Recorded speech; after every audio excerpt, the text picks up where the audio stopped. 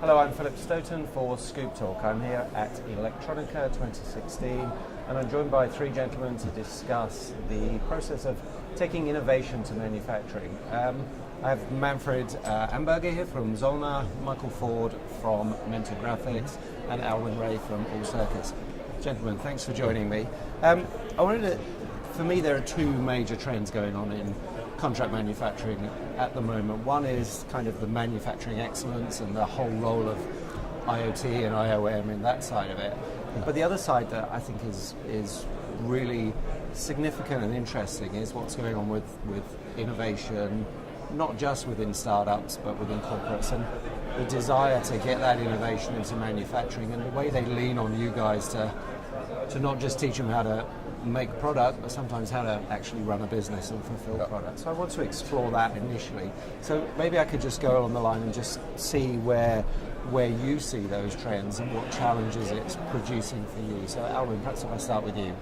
Okay, well, maybe the first point which is important is we've never seen as much pressure as contract manufacturers to reduce the time to market for all our customers, be they corporate or startups. So that brings a lot of pressure onto us. What we find in a general sense is people don't start that process off early enough. And so we're chasing after a product which is reasonably mature in its design phase, which gives us a lot less time to actually innovate around the manufacturing side of things. So that's a real challenge for us. Yeah, that puts a lot of pressure on. Michael, from your point of view, when you're looking at the solutions that you provide these guys to help with that, where does that push your thinking? I think there are a lot of ideas around in the market right now, and people come to contract manufacturers all the time and said, look, we've got to get a hit product out there. If we're first in the market, we're going to secure these contracts for these new products. And then it comes down to understanding the real process of manufacturing. How do we understand what the product is? How do we understand all of the different things that are going to happen in manufacturing? And so from the EMS standpoint, it's a big unknown. And you can make and break a business by a simple misunderstanding of what's going to happen. Yeah. So getting information about the design clearly in the mind of the designer and getting that through to manufacturing so that you can respond in manufacturing to say, yeah, I know exactly how to do this and what the process is going to be, what the costs are going to be, how to get the quality that is needed. And so tools to be able to transfer that information interactively so that you've got that good understanding. That's a critical thing to avoid those surprises. Because most of the time it takes to get products into manufacturing is not doing the work, it's actually checking the work.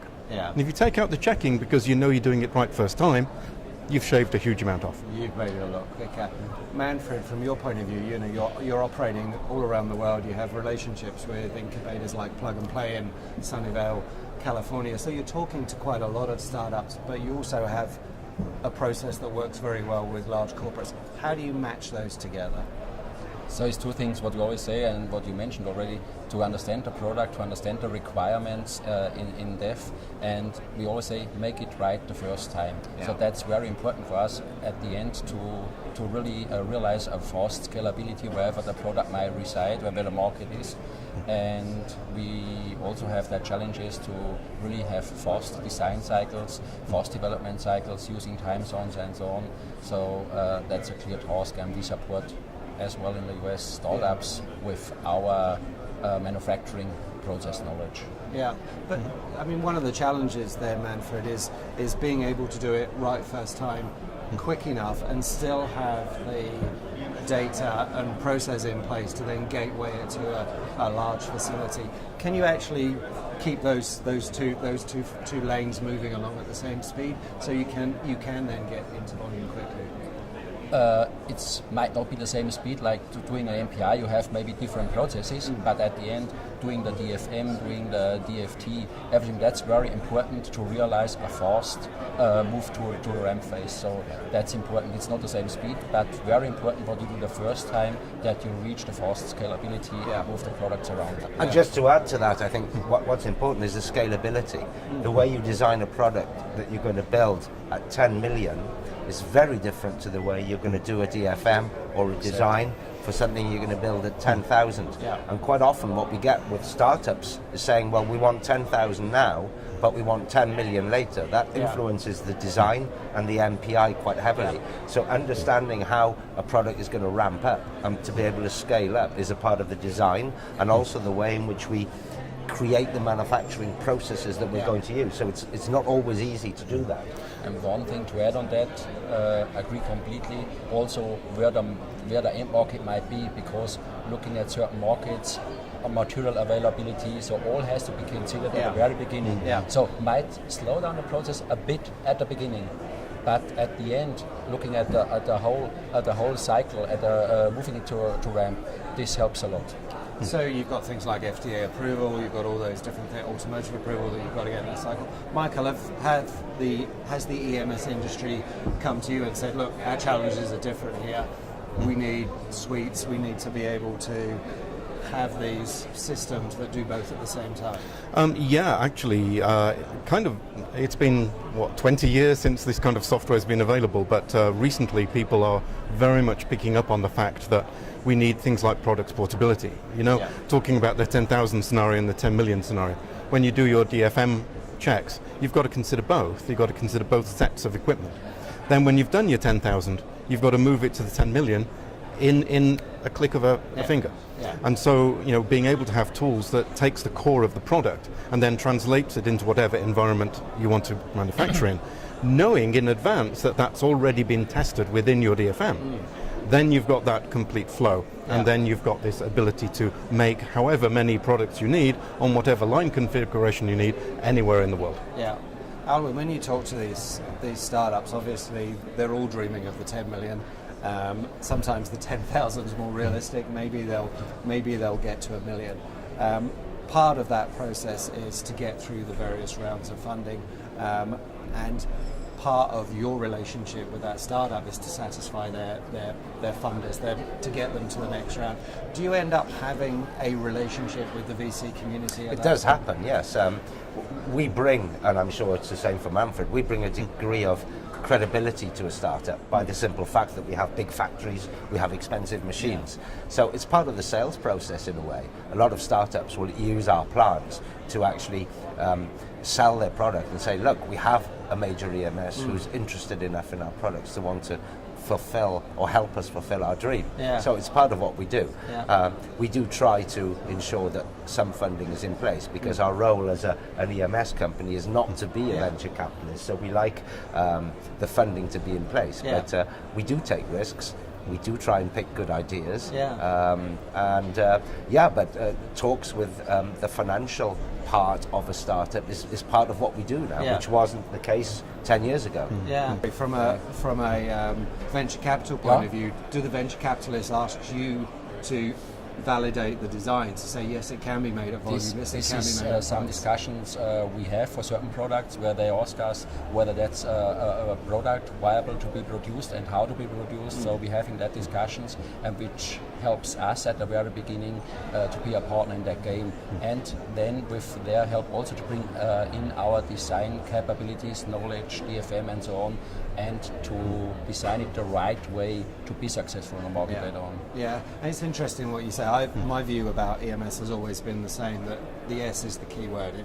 It's all about service. So you should be risk averse, you shouldn't own intellectual property, you shouldn't compete with your customers. It's really pretty straightforward on that basis. It is. And when people have tried to do that, there's normally been a bit of a train wreck around it, so we have to avoid that.